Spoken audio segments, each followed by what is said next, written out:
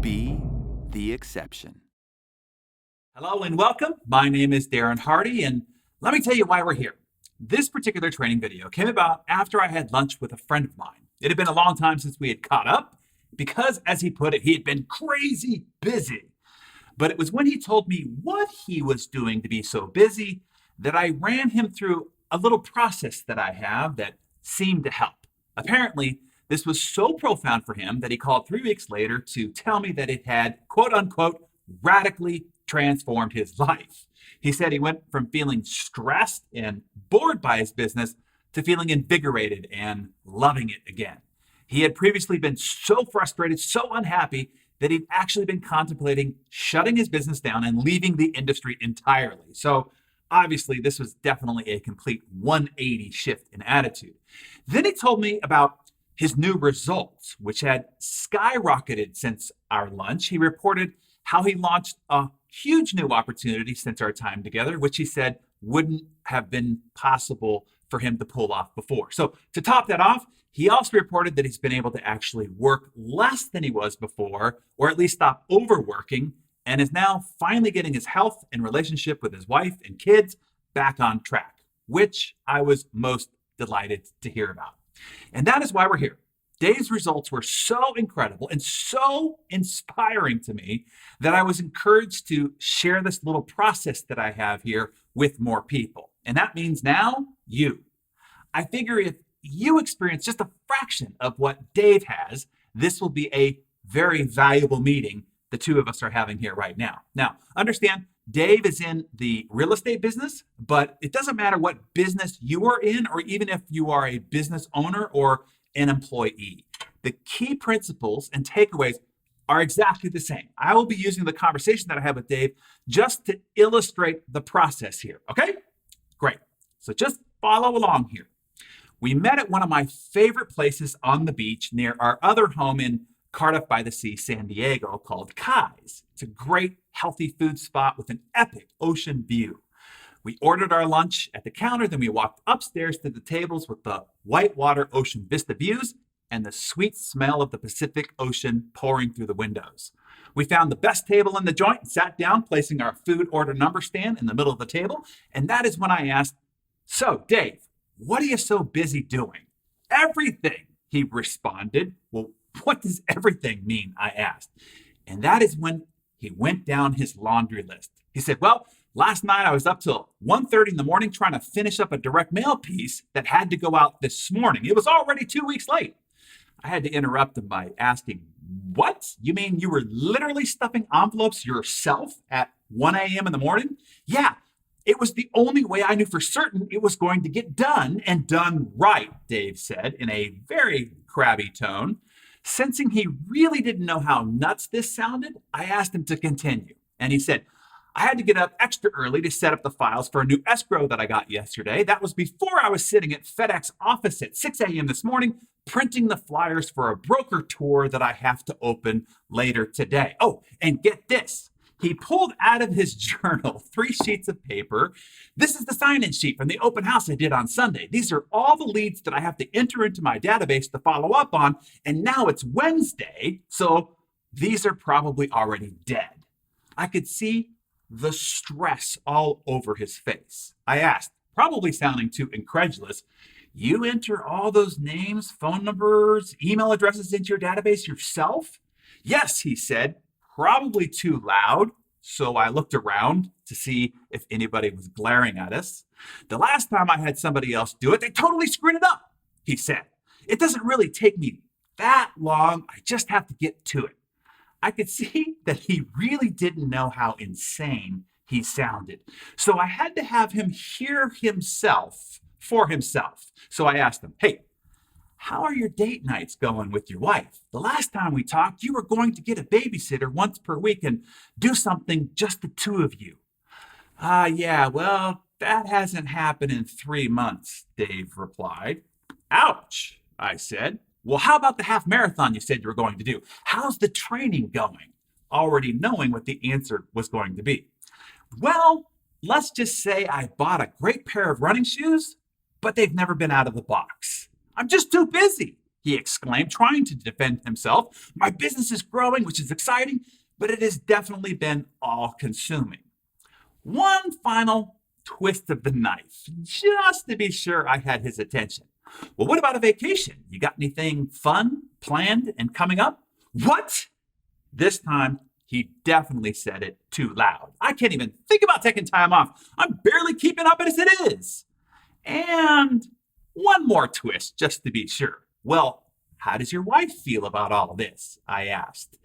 Yeah, she's really PO'd at me, Dave said, and she finally got fed up. She and the kids are going to Florida next month to visit her mom and to go to Disney World without me. Ouch, I said again. Then, testing to see if he even wanted any advice, I asked, hey, if you're willing to play along with something, I think I might be able to help offer a suggestion or two. Are you up for it? Sure, he said cautiously. Well, slide your journal over to me and I'll write it right in here. So, what's your revenue goal this year? I asked. Proudly, he exclaimed, I'm shooting for $1 million this year and I'm right on track. I said, couldn't helping myself. Great. Let's cut that in half due to the divorce, and we can use the other half to fund your funeral. What? He said. I said, at the rate you're going, man, you'll soon be divorced and certainly dead. But never mind that for now. I asked, okay, for easy math, let's just assume that after you pay your broker split, your office fees, your board fees, advertising, marketing costs, car, gas, all the expenses to operate your business to generate that $1 million in gross revenue, let's say generously that you walk away with $500,000 EBITDA, meaning pre-tax. Is that fair enough? He agreed. Okay.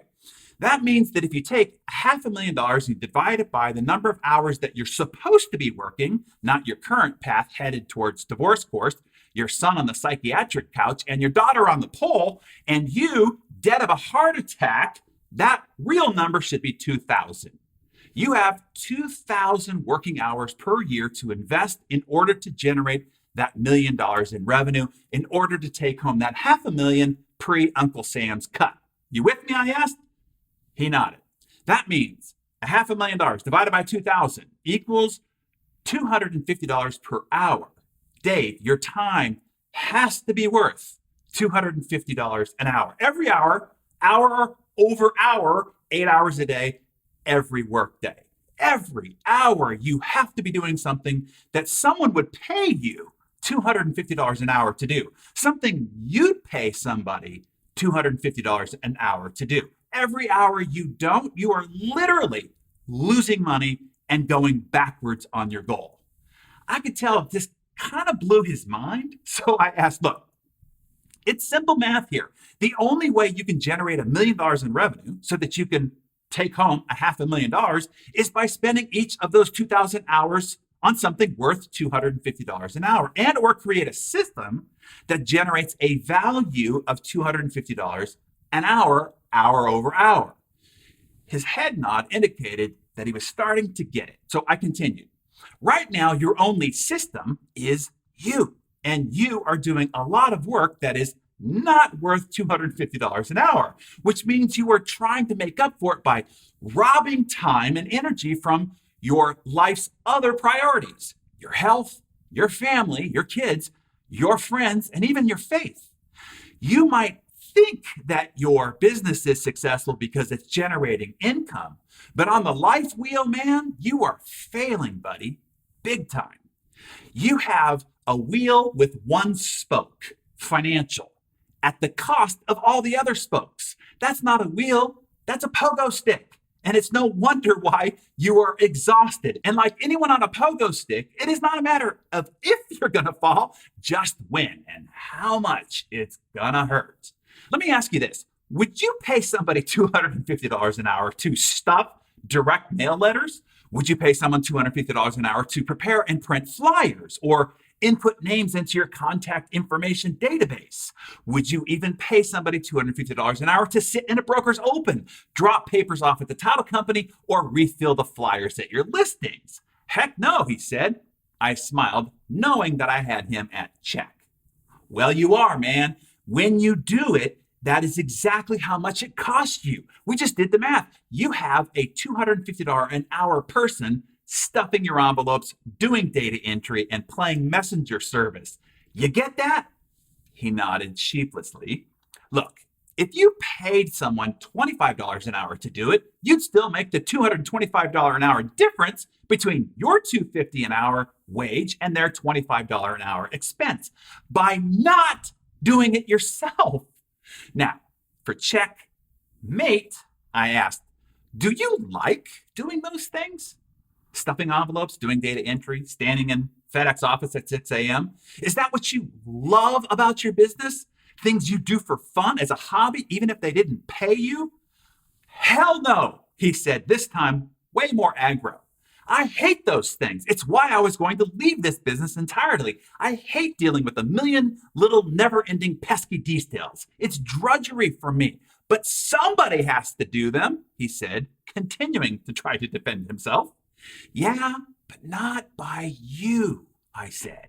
You are too valuable. You are the rainmaker for the business. Your time has to be spent on more valuable functions, specifically $250 an hour functions, in order to hit your goal. Now, let's get to the money-making side of the business, I said. Let me ask you this. How do you make money? When do you get paid? He said, when I sell real estate, when an escrow closes. Okay, then I said, let's find out exactly what you do to make it rain. The most important functions that drive the outcome of real estate being sold and an escrow closing. Now, for those listening here, follow this line of questioning because a key point here will be it is not the end transaction that is typically the rain-making activity. That is the result of the activity. That is the rain. But to make it rain usually is a critical factor upstream, a function that the rainmaker performs that controls whether it rains or whether there is a drought. So for Dave, since he primarily represents listings, for him, it was a listing that he secures that then sells. So I asked, where do your listings come from? He said, well, from either a past client by referral, expired listings, or from marketing leads. So we figured out that his three vital functions, the things that he does, that when he does these excellently, he makes it rain. He sells real estate, escrows close, and he gets paid.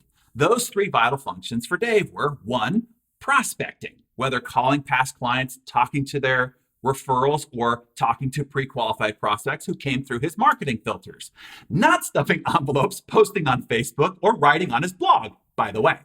Two, doing listing presentations so that he can get more listings that ultimately sell. And number three, negotiating contracts so that he can get them into escrow that ultimately sell.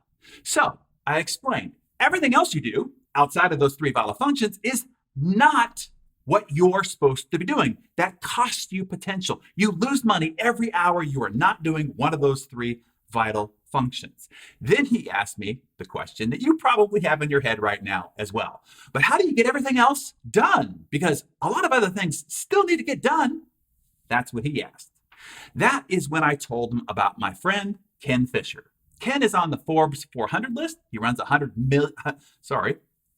billion investment firm and has a personal net worth of $4 billion, again, with a B.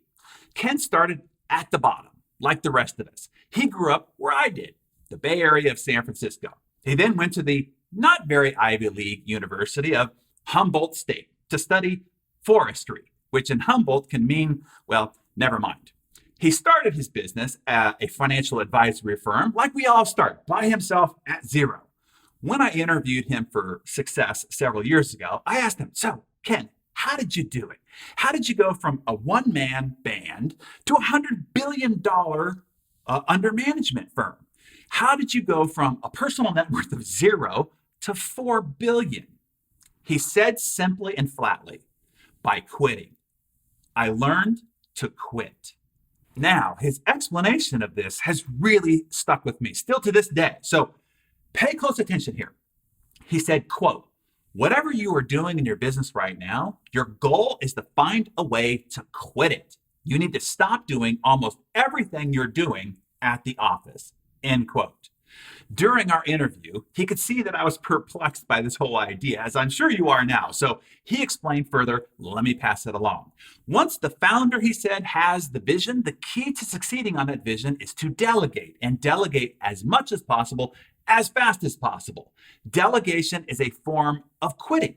The fact is, even if you are the most well-rounded and capable founder, CEO, and rainmaker of all time, you are still better off delegating functions off to specialists, people better at specific roles.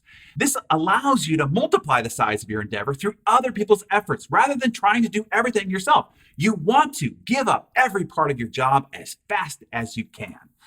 Ken explained further. Look, when you first start a business, it is likely that you're going to have to do everything.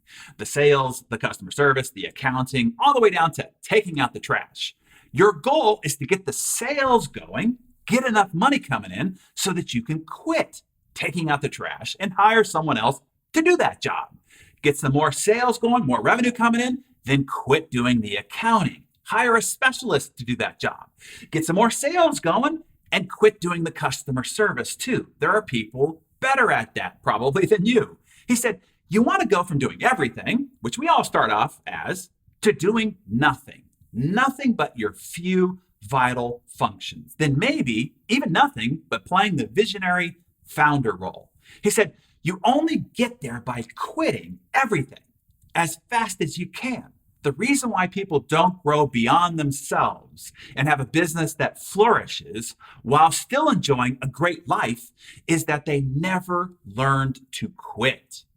He concluded by saying, you want to turn labor into leadership.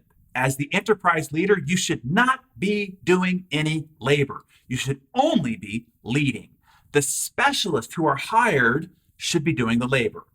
And that is brilliant advice. I really hope that you got that right there. And that was also a profound epiphany for Dave. While he had kind of heard the general idea before, right there at the lunch table, it hit him like a ton of bricks right between the eyes. He finally realized why he was so exhausted, failing his family, failing his health, and why he had started to hate his business for it. It wasn't the business, it was him and how he was choosing to operate. You see, the thing about Dave's situation is probably a lot like yours. Dave, like Ken, started out solo and zero. He started out by doing most everything himself, like we all do. And he did start to generate sales, more and more sales. As he mentioned, he's on track to do $1 million in revenue this year. That's not the problem. The problem is he hasn't quit anything. He is still trying to do it all, and it's killing him and all the other areas of his life. The only thing he has quit on is, well, he quit working out. He quit being a good husband to his wife. He quit showing up for his kids. He quit being there for his friends. He quit on his other interests and quit having an actual life. He has become enslaved to his business and work schedule. Take note of this in your journal if you've got one handy. Financial success without a life is not success, it's failure. And Dave finally got that right there at the lunch table with the sound of the crashing waves heard through the windows. You can have both. You can have financial success and a life if you learn to quit and learn how to stick to your rainmaking vital functions. When he called me 3 weeks later, while he had only hired a part-time virtual assistant in the Philippines to do a lot of his data entry and marketing pre-qualification processes, he said, just the understanding that his time needs to be worth $250 an hour has helped him make much better choices. He immediately saw how he was wasting time doing so many unnecessary things that he didn't have to do to support his vital functions. In fact, things no one needed to do, but he had fallen down the rabbit hole doing them anyway, which had been costing him so much time, potential, and life. He reported that now he has the time to work out. He's been on 3 date nights with his wife, home for dinner with the family 4 nights a week, and he's fallen back in love with his business because he's only doing the things that he's great at and those things that produce big results, which of course makes him feel great. He said, what's funny is the things I hated to do, those things that were stressing me out and made me want to leave this business entirely, I found that someone else loves to do those very same things. Everybody is happy, most especially my family. So, do you have the key lessons from this? Let me outline them for you again here. Number one, find out how much you are worth hourly by even minute by minute. I have a worksheet that you can download that gives you all the calculations so that you can figure it out for yourself. Number two, identify how your business makes money or what you get paid for as an employee of an organization, that vital function that you perform. Number three, identify the critical factors upstream responsible for generating those results, the rainmaking activity. Number four, identify the few vital functions you contribute to making those critical factors happen. And number five, then make them happen so that you can start quitting everything else.